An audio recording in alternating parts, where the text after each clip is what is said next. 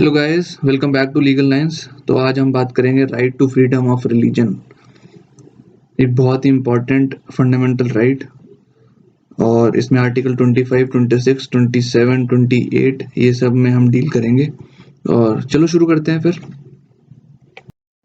तो right to freedom of religion, जो कि एक फंडामेंटल राइट है,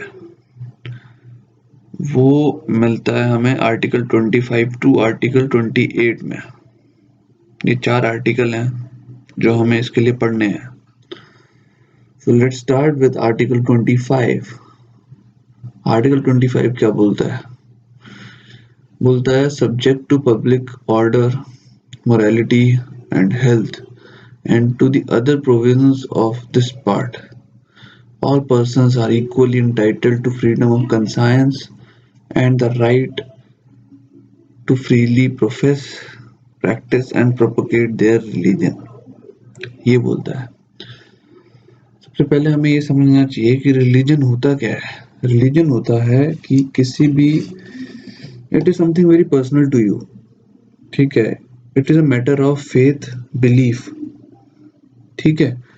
क्या होता है, किसी भी चीज को अगर हम ब्लाइंडली फॉलो करने लग जाएं, किसी भी चीज में किसी भी चीज को हम इतने विश्वास के साथ देखने लग जाएं कि उस चीज के जो रूल्स हैं, जो उसके कोड ऑफ कंडक्ट है, उसको फॉलो करने लग जाएं, तो it can be said that we are following that religion.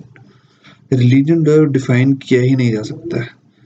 कई बार आपने देखा होगा, जब आप मैच देखते हो तो बहुत सारे लोग पहले लेके आते थे पोस्टर, इसमें लिखा होता था कि cricket is our religion and Sachin is our God.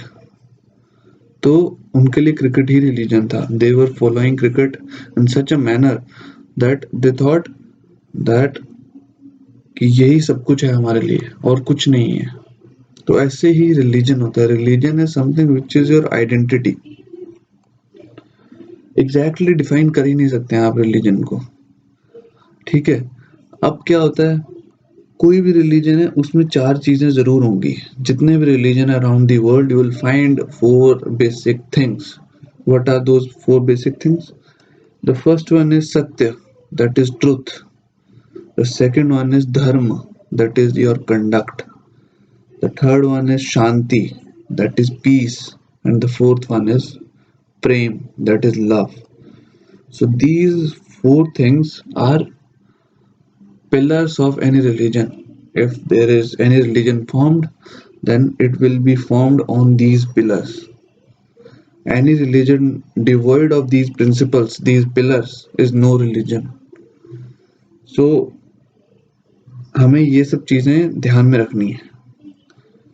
Religion, एक तरह से आप ये भी बोल सकते हो कि रिलीजन उस चीज का नाम है जो हमारे मॉरल्स हैं, जो हमारी वैल्यूज हैं, हर किसी की अलग अलग रिलीजन्स में।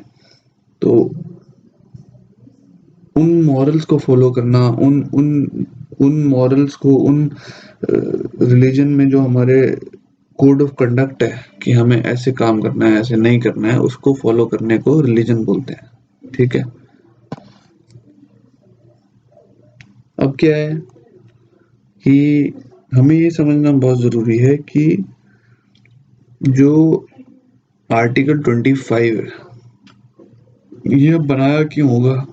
आर्टिकल 25 को इसीलिए बनाया होगा, ये देखते हुए बनाया होगा कि कल को ऐसा ना हो कि जो लोग किसी रिलीजन के हैं, हिंदू, मुस्लिम या सिखिज्म के हैं या जैनिज्म के हैं, किसी भी रिलीजन के हैं, वो लोग कहीं स्टेट जो है, कहीं गवर्नमेंट जो है, वो इतना उन पे ऑपरेशन ना करे कि वो लोग अपने रिलीजन को भी इंजॉय ना कर पाए, वो अपने रिलीजन को भी फॉलो ना कर पाए, ठीक है। तो इसलिए आर्टिकल 25, 26, 27, 28 को बनाया गया। ये जो 25, 26, 27, 28 आर्टिकल हैं, ये बात करते हैं सेकुलरिज्म के बारे में। इन चारों आर्टिकल्स में सिर्फ एक कॉन्सेप्ट है, which is the basic structure of this constitution, called secularism, ठीक है। अगर हम आर्टिकल 25 क्लॉज 1 की बात करें तो it is starting with the subjection clause. It says subject to public order, morality and health and to other provisions of this part. कि public order, morality और हेल्थ को पहले देखोगे, फिर और जो बाकी के हमारे फंडामेंटल राइट्स हैं उनको देखोगे, तो तुम लोग फिर you are equally entitled to freedom of conscience, freedom to profess, practice and propagate your religion. इसका रिसेंट एग्जांपल ये है कि अभी कोरोना वायरस एकदम फैल रहा है, तो various governments had issued some health advisories that this much people should be attending a religious congregation और कुछ भी, मतलब उसके लिए एडवाइजरी थी. तो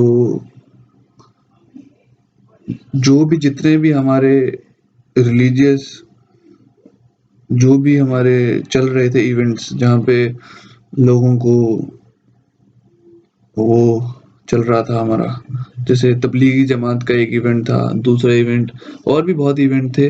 तबलीगी जमात का इसलिए हाईलाइटेड है because it is in the media. बाकी जो भी इवेंट चल रहे थे तो वो सब रुक गए थे. तबलीगी जमात इवेंट जो था वो भी हुआ नहीं हुआ, वो सब it will be going into the facts of the case, तभी वो सब चीजें क्लियर होंगी. It is a part of investigation. पर दिल्ली गवर्नमेंट ने बोल दिया था कि कोई इवेंट नहीं होगा. वो क्यों? बिकॉज अब आप क्या तबलीगी जमात या कोई भी लोग जहां भी अगर भागवत कथा हो रही थी या कुछ भी हो रहा था, वो लोग क्या ये बोल सकते हैं कि we are right, we have fundamental right to freedom of religion, you can't stop us from practicing and propagating our religion? They can't say this because 25 starts with a subjection clause which says subject to public health, public order, morality or health. तो आप religion, freedom of religion को तभी अपना enjoy कर पाओगे जब इसमें कोई सब्जेक्शन नहीं होगा. अगर स्टेट इसको रिस्ट्रिक्ट करती है तो वो हो जाएगा, एब्सोल्यूट राइट नहीं है ये. ठीक है. अब हम बाकी के आर्टिकल 25 को पढ़ते हैं. वो बोलता है कि all persons are equally entitled to freedom of conscience and right to freely profess, practise and propagate religion. अब इसमें देखो दो तरह का आपको फ्रीडम मिल रहा है क्लॉज 1 में. पहला तो मिल रहा है फ्रीडम ऑफ कंसाइंस. कंसाइंस क्या होता है? Conscience means which is something inside us, जो हमारे अंदर है. ठीक है. और अब वो क्या बोल रहे हैं कि you are getting freedom of conscience, और दूसरी फ्रीडम कौन सी है? Freedom to profess, practise and propagate our religion. दो तरह की फ्रीडम आपको 25 दे रहा है. तो जो कंसाइंस वाली फ्रीडम है उसमें हमें ये समझना चाहिए कि जैसे ही जो फ्रीडम ऑफ कंसाइंस है, it is part 1 and part 2 is freedom to profess, practice and propagate. Why I'm saying this? Because freedom of conscience is something which is in your thoughts. In your thoughts you are following something, you are practicing something, some religion. But when you start doing, when all these things, professing, practicing and propagating it in openly in outside world, then you'll jump into that right, the second one, the right to profess, practice and propagate religion. Until the time you are with freedom of conscience, then you are with your thoughts, you are inside your thoughts, you are professing your religion inside your body. The moment you try to profess, practice and propagate, so you come outward. We talk about that it is outward somewhere. So what is professing? Professing simply means telling others that I am Hindu, I am Muslim, I belong to this community. that means professing. The second one is practice. Practice means to perform religious duties, rites, rituals. Understood? Like in case of marriage, you have to perform saptapadi. That is you're performing Hinduism, or in Muslim Mohammedan law, when in terms of marriage, when the marriage is taking place, it is in the form of contract. So the one person makes an offer, the other person has to accept that offer. The other person will say Kubul hai, or any other things, offering namaz, or in Hinduism we offer puja and something, doing all rituals. ये सब चीजें क्या है, ये practice करना है उस religion को. प्रोपोगेट मतलब टू स्प्रेड, उस चीज को स्प्रेड करना, पब्लिसाइज करना. ठीक है. Now we have to, I'll come to this propagate again later. Just I'll see, just because I have to read the second clause first, and then I'll come to propagate again and tell you a case which is very relevant here. So let's read clause 2. Clause 2 says, I hope you have understood clause 1. It has nothing to do with the other relevant clauses, but you have to understand that there is two kind of freedom which it is providing. The one is freedom of conscience, that is your freedom within thoughts to in relation with God. Whatever you feel inside your body is freedom of conscience. The moment it comes outside, it becomes freedom of freedom to profess, practice, and other things. So let's start. Clause 2. Nothing in this article shall affect the operation of any existing law or prevent the state from making any law. Nothing word से शुरू हो रहा है, मतलब it is making some exception. Exception आ रही है नीचे. क्या एक्सेप्शन है? बोलता है nothing in this article shall affect the operation of any existing law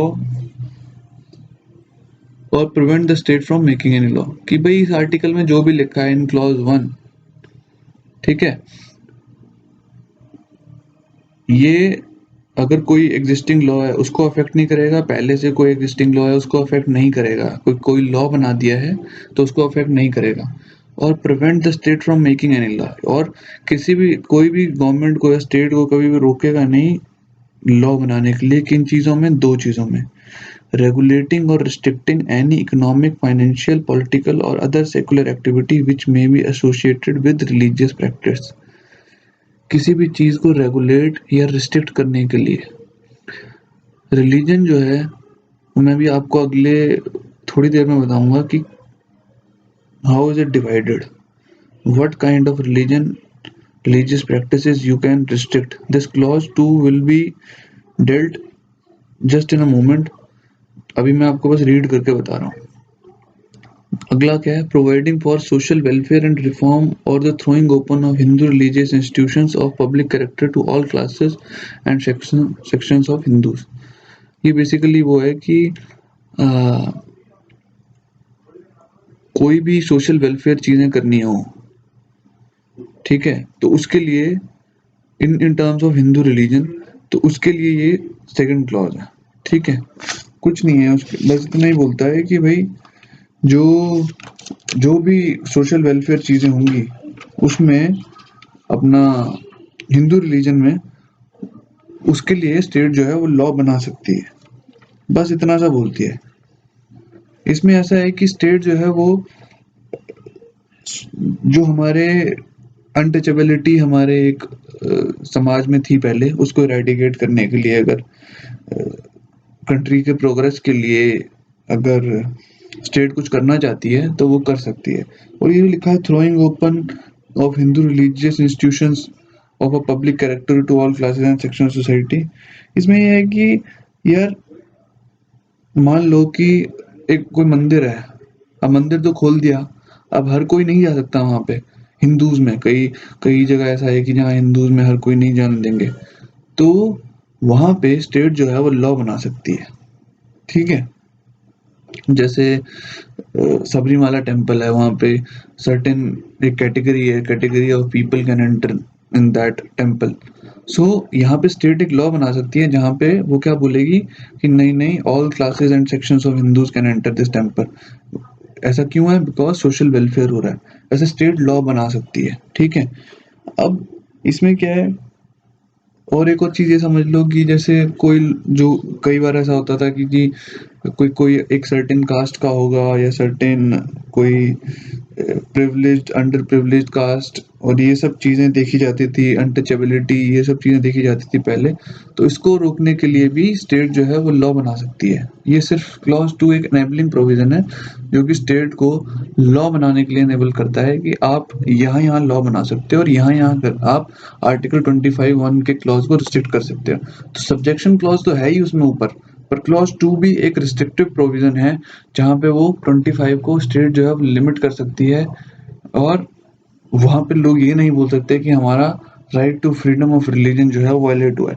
explanation 1 ये बोलता है कि the wearing and carrying of kirpans shall be deemed to be included in the profession of the Sikh religion.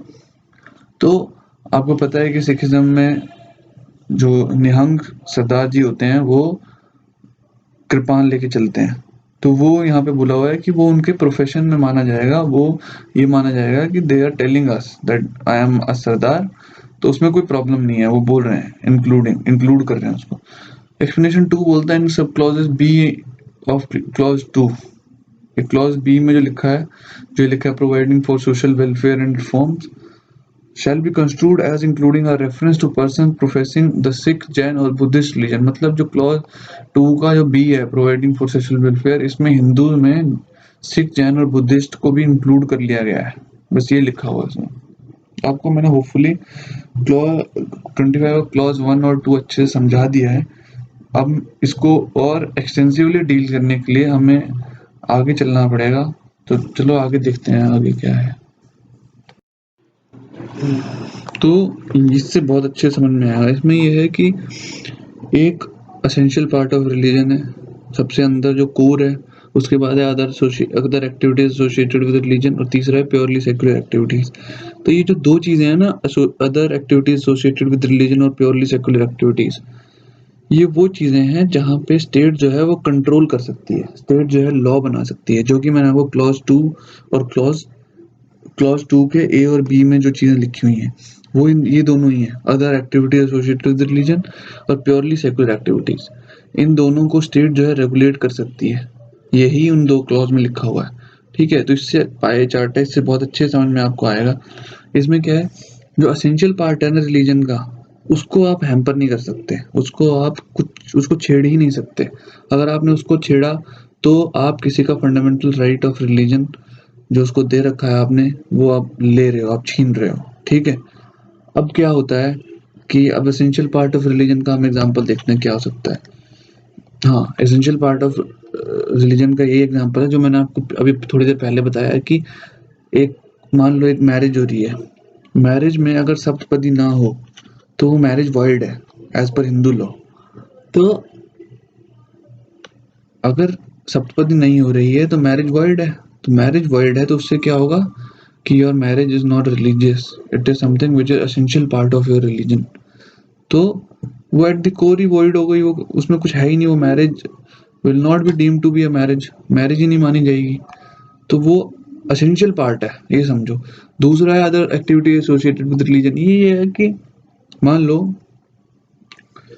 कि marriage हो रही है और marriage में डीजे नहीं लगा जो चिल्ला चिल्ला के सबको बता रहा है कि हाँ शादी हो रही है, शादी हो रही है, या बिना ढोल वोल के चली गई, तो भी कोई उससे कोई फर्क नहीं पड़ता, उससे आपकी शादी पे कोई फर्क नहीं पड़ेगा। तो वो एसेंशियल पार्ट ऑफ रिलीजन को हार्म नहीं कर रहा है, तो तब तक वो वैलिड है। अगर स्टेट ने कोई ऐसा लॉ बनाया है कि जी आप शादी में बैंड बाजा नहीं बजाओगे, तो उसमें कोई आपका right to freedom of religion कोई रुक नहीं रहा। या जहाँ पे आप बोलते हो कि गुरुद्वारा में, मंदिर में या मस्जिद में कहीं भी लाउड स्पीकर नहीं लगेंगे तो वो other activities associated with religion है वो भी स्टेट कंट्रोल कर सकती है। ठीक है, प्योरली सेकुलर एक्टिविटीज को तो स्टेट कंट्रोल कर ही सकती है, जहाँ पे क्योंकि स्टेट का क्या एम है, स्टेट को सेकुलरिज्म को अटेन करना है। ठीक है, जो मैंने आपको बहुत बार बता चुका हूँ, उसको फ्रेटर्निटी को गोल को अटेन करना है तो वो सेकुलर एक्टिविटीज को तो कर ही सकती है। अब ये जो दो चीजें, other activities associated with religion और प्योरली सेकुलर एक्टिविटीज, यही आपका क्लॉज 2A-B है। यही दो चीजें हैं जहाँ पे स्टेट जो है रेगुलेट कर सकती है रिलीजन को। असेंशियल पार्ट ऑफ रिलीजन, जो भी असेंशियल पार्ट में फॉल कर गया उसको स्टेट कभी हैम्पर नहीं करेगी, क्योंकि जैसे ही the moment it started hampering your essential part of religion, your right to freedom of religion will be violated. और वहाँ पे the person who is aggrieved person can go under article 32 or 226 to the respective high court or the honorable supreme court। ठीक है, इतना सब मैंने आपको समझा दिया है। आपको आर्टिकल 25 अभी तक समझ में आ जाना चाहिए। कुछ भी नहीं है, आर्टिकल 25 क्या बोलता है, सब्जेक्शन क्लॉज के साथ शुरू होता है कि subject to public health morality और other provisions of this part. जी आपको every individual has right to freedom of conscience. मैंने आपको बताया दो तरह का फ्रीडम है, कंसाइंस और दूसरा कौन सा, right to profess practise and propagate religion. The moment that freedom is limited to freedom of conscience, then it is your inner connection with God। जैसे जब तक आप अपने अंदर ही भगवान को पूज रहे हैं, सब कुछ कर रहे हैं, या अल्लाह को पूज रहे हैं या भाई गुरु को पूज रहे हैं, तो वो सब चीजें जब तक आपके अंदर है, then until then it is freedom of conscience। the moment it comes outward, तभी जैसे ही चीजें बाहर आ जाती हैं तो ये क्या हो जाता है, professing practice and propagate of religion कहा जाता है। तो ये चीजें होती हैं। ठीक है, जैसे आप एक्सप्रेस आउटसाइड करते हो तो आप दूसरे वाले फ्रीडम में चले जाते हो, जो मैंने आपको बताया दो फ्रीडम दिए हैं आपको। फिर क्लॉज 2 है जहाँ पे स्टेट जो है वो लॉ बना सकती है दो चीज के लिए। कौन कौन से के लिए, कि एक्टिविटी एसोसिएटेड विद रिलीजन के लिए, और दूसरा है प्योरली सेकुलर एक्टिविटीज के लिए। इन दो चीजों के लिए वो लॉ बना सकती है। मैंने आपको उन दो क्लॉज के भी एग्जांपल दिए कि जो other activity associated with religion है, जिसमें आपको अगर कोई हिंदू है उसको आप मंदिर में नहीं जाने दे रहे हो बिकॉज ऑफ अनटचेबिलिटी और सम कास्ट बायस, तो वो स्टेट कंट्रोल कर सकती है, उस पर स्टेट लॉ बना सकती है। सेकुलर एक्टिविटीज पे तो स्टेट लॉ बना ही सकती है, मैंने बता दिया आपको क्यों बना सकती है। ये दोनों उस क्लॉज में लिखा हुआ है। उसके बाद दो उसकी एक्सप्लेनेशन है कि भाई सिखिज्म में जो है वो कृपान को कैरी करना भी माना जाएगा, प्रोफेशन माना जाएगा ऑफ रिलीजन। ठीक है, और एक्सप्लेनेशन 2 है जहाँ पे आप क्या बोलते हो कि हिंदू में आप सिखिज्म जैनिज्म को भी इंक्लूड मानोगे। बस इतना हो गया। अब हम इसके केसेस करते हैं। आई होप आपको समझ में आ गया होगा। हाँ, तो पहला केस है रेवरेंड स्टेनिस्लॉस, कुछ अजीब सा नाम है, reverend Stanislaus versus state of MP 1977 supreme court. इसमें जो मैंने आपको बताया कि जो प्रोपोगेट वर्ड है वो यहाँ पे वो क्वेश्चन में आया था, because there were some people who said कि भाई हमारे पास तो we have fundamental right of religion and it includes propagate करना, तो we can always convert any other person to our own religion. तो सुप्रीम कोर्ट ने बोला कि भैया ऐसा नहीं है, ऐसे मत करो तुम लोग कि तुम प्रोपोगेट करने के चक्कर में तुम लोगों का धर्म ही बदल दे रहे हो, ऐसे मत करो, ये ठीक बात नहीं है और ये अनकॉन्स्टिट्यूशनल चीज है। तो मेन इसमें यही था कि आप कन्वर्ट नहीं कर सकते, you don't have any fundamental right to convert people in the garb of this word propagate. दूसरा केस है ये Vijay Emmanuel versus state of Kerala 1984 supreme court. ये नेशनल एंथम केस भी इसको बोला जाता है। इसमें जेहोवा कम्युनिटी, क्रिश्चियन कम्युनिटी है, उसके कुछ बच्चे थे, तो वो स्कूल गए थे और नेशनल एंथम जब बजा तो वो लोग खड़े हो गए पर उन्होंने गाया नहीं। तो जब उनसे पूछा कि जी आपने क्यों नहीं गाया, तो उन्होंने बोला कि हमारा जो हमारी कम्युनिटी है वो इसको अलाउ नहीं करती। तो इसकी वजह से उनको क्या किया कि उनको एक्सपेल कर दिया गया।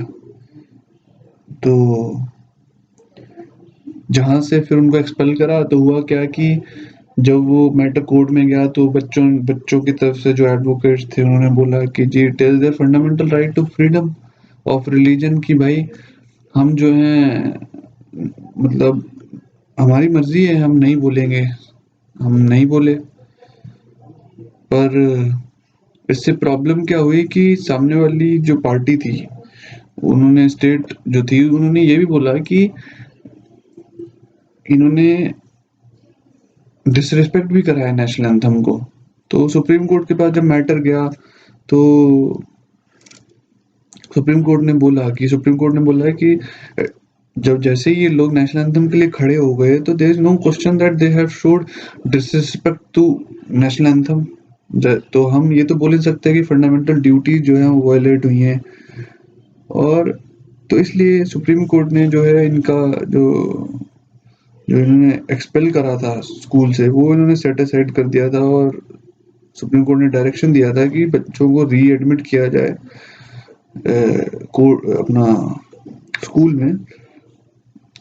और जो तीसरा केस है वो है N Aditya versus Travancore Devaswom board 1972 supreme court. इसमें यह है कि क्वेश्चन ये उठा कि क्या नॉन ब्राह्मण्स को भी आप पुजारी अपॉइंट कर सकते हो किसी टेम्पल में। ये क्वेश्चन बहुत ही रेलेवेंट था उस टाइम पे और ये उठाया गया। अब इसमें हुआ क्या कि सीधा बोला कि सुप्रीम कोर्ट ने बोला कि इट इज नॉट नेसेसरी कि भाई हमेशा ब्राह्मण ही जो है वो पूजा परफॉर्म करेगा।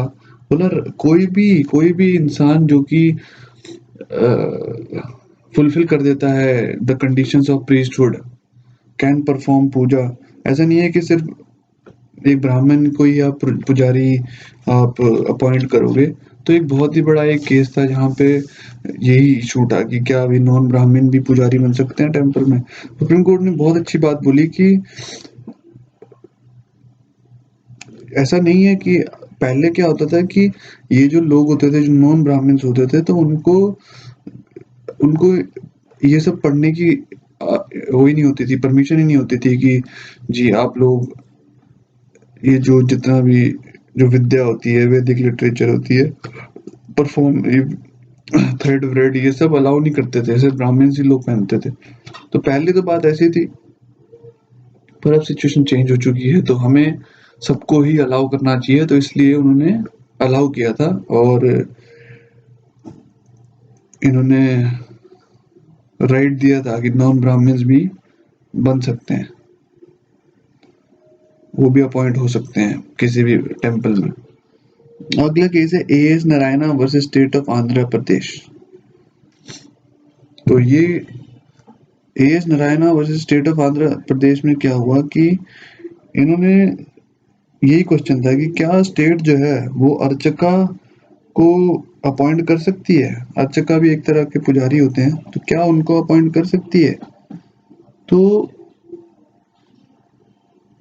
क्योंकि एक एक्ट से ऐसा हुआ था, स्टेट ने एक लॉ बना दिया था कि जहाँ पे अर्चकास को जो स्टेट अपॉइंट कर रही थी तो कोर्ट ने बोला कि अगर बहुत ज़्यादा मिसमैनेजमेंट ऑफ फंड्स है ना, कहीं भी अगर कुछ प्रॉब्लम आ रही है तो वहाँ पे हमेशा स्टेट जो है वो अपॉइंट कर सकती है। कोई उसमें कोई इंटरफेरेंस करना स्टेट के लिए गलत नहीं होगा। ऐसे ही एक केस है जहाँ पे आप पढ़ोगे Bhurinath versus state of J&K 1997 supreme court. इसमें क्या हुआ कि जो जम्मू एंड कश्मीर माता वैष्णो देवी श्राइन एक्ट बनाया गया था तो उसमें ये था कि इन्होंने स्टेट को राइट दे दिया था कि जी आप जो है वो बेटर मैनेजमेंट के लिए, एडमिनिस्ट्रेशन और गवर्नेंस के लिए आप स्टेट जो है वो किसी भी प्रीस्ट को अपॉइंट कर सकती है और कुछ भी कर सकती है। तो वहाँ पे जो हेरिडिटरी प्रीस्ट थे उन्होंने इस एक्ट को चैलेंज करा और बोला कि ऐसा नहीं हो सकता, स्टेट जो है वो मेरा right to freedom of religion नहीं छीन सकती है। तो कोर्ट ने इस पे भी यही बोला, कोर्ट ने इसमें बोला कि जहाँ पे मिसमैनेजमेंट ऑफ फंड्स इतना ज़्यादा है और तो इट समहाउ इससे क्या होता है कि स्टेट की चिंता बढ़ जाती है और ये स्टेट की ड्यूटी बन जाती है कि it has to regulate those activities that temple.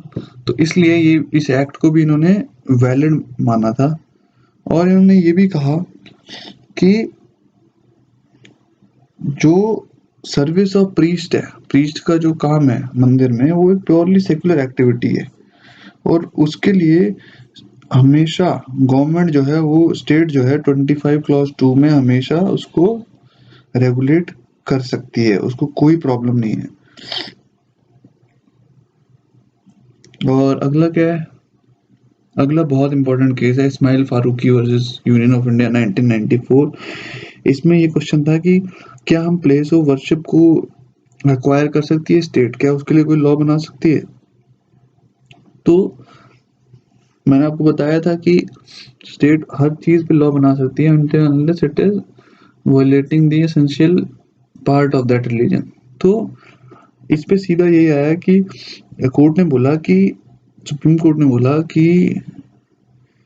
Article 25 और 26 में प्रोटेक्टेड क्या है, रिलीजियस प्रैक्टिस प्रोटेक्टेड है, जो कि एक इंटीग्रल पार्ट ऑफ रिलीजन है। एसेंशियल रिलीजियस प्रैक्टिस जो है वो प्रोटेक्टेड है।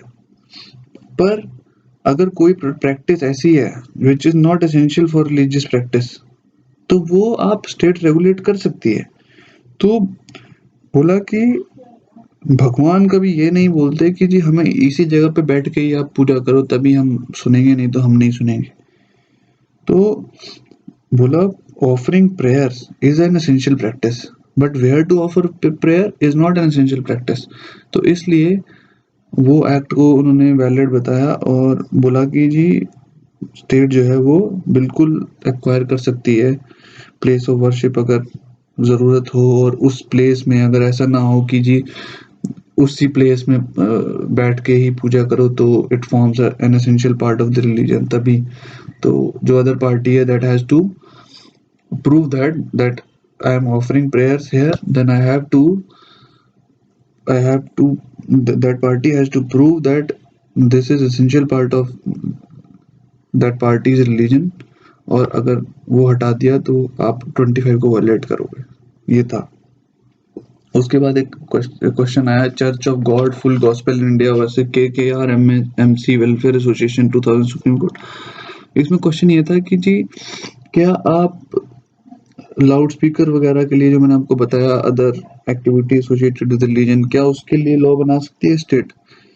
तो इस पे भी कोर्ट ने यही बोला कि noise pollution in the name of religion is not allowed. कि तुम ऐसा नहीं है, सुप्रीम कोर्ट ने बोला कि भगवान ऐसा तो है नहीं कि जब लाउड स्पीकर लगाते हो तभी सुनाई देता है उनको। तो उन्होंने यही बोला कि no person can be allowed to create noise pollution or disturb the peace of others. The custom of religious prayers through the use of loudspeaker is not an essential element of any religion। कि भाई कोई essential element नहीं है किसी भी religion का, ठीक है। और उसके बाद है ये वाला, एक पॉलिसी आई थी नेशनल एजुकेशनल पॉलिसी इन 2002, तो उसको चैलेंज किया था Aruna Roy versus union of India में। इन्होंने बोला कि जी जो गवर्नमेंट है current BJP government, it is trying to saffronize the education system, और ये पूरा मतलब भगवा भगवा फैला रहे हैं। तो इस पे जो सुप्रीम कोर्ट है उसने बोला कि ऐसा कुछ नहीं है और ऐसा होना भी नहीं चाहिए। अगर हो रहा है तो गलत हो रहा है, पर ऐसा हो नहीं रहा है और जो अदर पार्टी है वो ये प्रूव नहीं कर पाई है कि सेफ्रोनाइजेशन हो रहा है। उन्होंने ये बोला कि कोई गवर्नमेंट जो है वो रिलीजियस इंस्ट्रक्शंस को कोई प्रमोट या किसी भी पर्टिकुलर रिलीजियस इंस्ट्रक्शंस को प्रमोट नहीं कर रही है। वो अगर अलग अलग रिलीजन्स की फिलॉसफी और वैल्यूज को अगर प्रमोट कर रही है तो उसमें कुछ गलत नहीं है, वो बिल्कुल प्रमोट कर सकता है, इससे बच्चों को भी फायदा होगा। और ये एक रिलीजियस एजुकेशन देने की कोशिश करी जा रही है स्टेट के थ्रू, तो हमें उनको नहीं रोकना चाहिए। और ये एक बहुत ही अच्छा फीचर माना गया था और बहुत ही अच्छा एक स्टेप माना गया था टुवर्ड्स अटेनिंग सेकुलरिज्म। तो इसमें भी इस पॉलिसी को वैलिड माना गया था Aruna Roy versus union of India में। एक और केस है आनंद मरगा केस। इसमें क्या था कि तांडवा डांस करते थे लोग जब, पर तांडवा डांस करने पे होता क्या था कि प्रॉब्लम ये थी कि वो लोग तलवार, त्रिशूल और इन सब चीज के साथ तांडव डांस करते थे गली में और रोडों पे। तो सबसे पहले तो उन्होंने बोला कि जी आप, तो इसको आनंद मरगा बोलते हैं जो ये तांडव डांस होता है। तो कोर्ट ने बोला, एक एक्चुअली किसी एग्जीक्यूटिव का ऑर्डर आया कि जी आप जो है वो ये त्रिशूल और तलवार लेके डांस नहीं करोगे। तो आनंद मरगा वाले के जो लोग थे वो चले गए कोर्ट और उन्होंने बोला कि ऐसे नहीं हो सकता, आप हमारा right to freedom of religion छीन रहे हो। तो कोर्ट ने बोला कि ऐसा नहीं है, वो आपका right to religion of freedom नहीं छीन रहे हैं, right to freedom of religion नहीं छीन रहे हैं, बिकॉज वो लोग आपको डांस या तांडव करने से मना नहीं कर रहे हैं, आप करो। But that article 25 is subject to public health and morality. तो अगर आप त्रिशूल, तलवार, डैगर, स्कल ये सब चीजें लेके अगर आप रोड पे निकलोगे तो कहीं ना कहीं से पब्लिक ऑर्डर जो है वो अफेक्ट होता है और मोरालिटी भी अफेक्ट होती है। तो इसलिए इसको अपहेल्ड किया गया था और बोला गया था कि बिल्कुल ठीक ऑर्डर है और इनको तलवार और ये सब चीज़ों के साथ नहीं करना चाहिए। एक केस आया था Javed versus state of Haryana. उसमें हुआ क्या था कि एक पंचायत इलेक्शन था, उसमें एक कंडीशन रखी हुई गई थी कि सरपंच जो बनेगा उसके अगर 2 बच्चे से ज़्यादा हैं तो वो लोग are not qualified for the post of sarpanch. तो इसको चैलेंज किया गया था कि ये कैसी कंडीशन है कि जिसके 2 बच्चे से ज़्यादा हैं वो खड़ा ही नहीं हो सकता है किसी भी इलेक्शन में। तो कोर्ट ने बोला कि नहीं ये प्रोविजन बिल्कुल कॉन्स्टिट्यूशनल है और आप ऐसा नहीं बोल सकते कि ये अनरीजनेबल है या अनएथिकल है, क्योंकि सुप्रीम कोर्ट ने बोला कि वही बात फिर से कि ये बिल्कुल पब्लिक हेल्थ और मोरालिटी की बात है। मुस्लिम जो है, मुस्लिम ने बोला, मुस्लिम्स के लिए उन्होंने बोला कि भाई हाँ उनको 4 शादी करने की उनका लॉ इजाज़त देता है, but it nowhere mandates them कि आप करो 4 शादी। तो इसीलिए उन्होंने बोला कि भाई ये अगर हम अगर हम बोल देंगे कि नहीं ये पॉलिसी गलत है तो इससे इससे होगा क्या, इससे तो मतलब एक पब्लिक ऑर्डर जो है वो हैम्पर हो जाएगा। इतना सा इसमें हुआ था। एक Mohammad Hanif Qureshi versus state of Bihar जो केस है, लास्ट केस है, उसमें यही था कि ये जो स्लॉटरिंग ऑफ काउ था इन बकरीद, तो इसको रोकने के लिए एक लॉ बनाया था। तो जो इसके लिए सुप्रीम कोर्ट ने बोला कि जी आप एक चीज बताइए कि जैसे ही जैसे ही अगर आप किसी काऊ का सेक्रीफाइस करते हो ऑन बकरी ईद, क्या वो एसेंशियल पार्ट भी है आपके रिलीजन का? तो पता लगा कि जी sacrificing of cow is not an essential part on Bakri Eid. तो भाई फिर स्टेट इसका मतलब कंट्रोल कर सकती है, रोक सकती है। तो उसके लिए इसको स्टेट को अलाउ किया गया और स्टेट जो थी वो उसको रोक सकती थी। तो इसलिए ये जो है वो केस, इसमें भी इनको बोला गया कि जी आप एसेंशियल पार्ट नहीं है रिलीजन का। तो आप एक चीज देखो कि जितने भी मैंने केस बताए आपको ये सब कुछ नहीं याद करने हैं, बट जो कुछ कुछ 2-4 जितने भी आपको जो इनमें से ठीक लगे वो पढ़ लेना, जो आपको अच्छा लगे। ये आपको हर जगह ही मिल जाएंगे केस, इसमें कोई प्रॉब्लम नहीं होगी। बट आप एक चीज समझो कि हर चीज का एक ही निष्कर्ष मैं बोलूंगा कि आएगा कि हर चीज कंट्रोल कर सकते हो एक चीज को छोड़ के, और वो है एसेंशियल पार्ट ऑफ रिलीजन। अगर कोई भी चीज एसेंशियल पार्ट ऑफ रिलीजन में आती है तो आप स्टेट जो है उस पर लॉ नहीं बना सकती, कोई भी चीज उसको रोक नहीं सकती। अगर एसेंशियल पार्ट के बाहर आती है, जो कि मैंने आपको बताया था 3 डायग्राम बना के, तो आप स्टेट लॉ बना सकते हैं, उसमें कोई प्रॉब्लम नहीं है और वो वैलिड लॉ माना जाएगा। ठीक है, तो thank you for watching this video guys. Stay at home and study hard. वो आपने अभी तक मीम पढ़ लिया होगा कि जो लोग अभी घर पे पढ़ रहे हैं वो शायद कोरोना से भी ज़्यादा खतरनाक हैं, तो ये सच बात है। ये वीडियो 2 पार्ट में इसलिए बनाई है क्योंकि केसेस थोड़े ज़्यादा हैं और थोड़ा सा एक कॉन्सेप्ट है वो जो मैंने आपको समझाया कि आपको अगर किसी भी चीज़ को चेक करना है, किसी भी लॉ को चेक करना है या किसी भी गवर्नमेंट एक्शन को चेक करना है that it is against the right to freedom of religion, तो कुछ नहीं देखना, बस एक चीज़ देखनी है whether that thing amounts to the essential part of the religion. If it is essential part of the religion तो भाई इट इज़ अनकॉन्स्टिट्यूशनल और गलत चीज़ है। पर जैसे ही the moment that thing falls in clause 2 of the article 25, तो state जो है लॉ बना सकती है, उस पे उसको रेगुलेट कर सकती है। ये मैंने आपको समझाया। जितने भी केसेस की लिस्ट है, आपको उससे घबराने की जरूरत नहीं है कि इतने बड़े इतने ज्यादा केसेस हैं, इसमें कुछ भी नहीं है। आप कोई भी केस है उसके 2-3 केसेस के नाम याद कर लो, उससे ये होगा कि आपको इन सब का क्रक्स एक ही है। हर हर जो केस है उसमें जो क्वेश्चन है वो यही है कि whether this activity amounts to essential part of the religion. मैंने आपको उसको बता दिया कैसे देखना है। और जो दूसरी चीज ये है कि जो दूसरी चीज है वो यही है कि क्या जो स्टेट है वो इस चीज को रेगुलेट कर सकती है, क्या वो पुजारी या अर्चकास को आगे अपॉइंट कर सकती है किसी लॉ के थ्रू। ये दो क्वेश्चंस हैं जो कि ब्रॉडली इन केसेस में हैं, तो हमें यही पढ़ना है और कुछ भी नहीं है। हमेशा एक चीज को अपने साथ रखो कि the moment any of the any any part of the religion falls in the outer 2 categories, then state can regulate anything और वो कुछ भी लॉ बना सकती है, ये मैंने बता दिया। और जैसे ही वो असेंशियल पार्ट में फॉल करती है चीज़ तो नहीं होगा। अब हम ये कैसे चीज चेक करेंगे कि वो असेंशियल पार्ट है कि नहीं है, यही क्वेश्चन होगा आपका। तो इसके लिए कुछ नहीं है, इसके लिए हमें हमेशा वही देखना है जो मैं आपको हमेशा से बताता हूँ कि कोई भी ऐसी चीज़ जो एसेंशियल पार्ट जो है वो हमें बहुत ही माइन्यूटली उसको चेक करना है, बहुत ही मेटिकुलसली हमें वो देखना है कि क्या वो चीज़ पूरे रिलीजन को एज अ पार्ट क्या टेम्पर करेगी, क्या छेड़ेगी, क्या अगर मैं वो हर चीज़ कर दूंगा तो क्या मतलब रिलीजन ही को मैं हैम्पर करूंगा, तब वो अनकॉन्स्टिट्यूशनल हो जाएगा। और जैसे ही अनकॉन्स्टिट्यूशनल हो गया तो कोई भी एक्ट है, कोई भी लॉ है वो वॉइड हो जाएगा, वो खत्म हो जाएगा।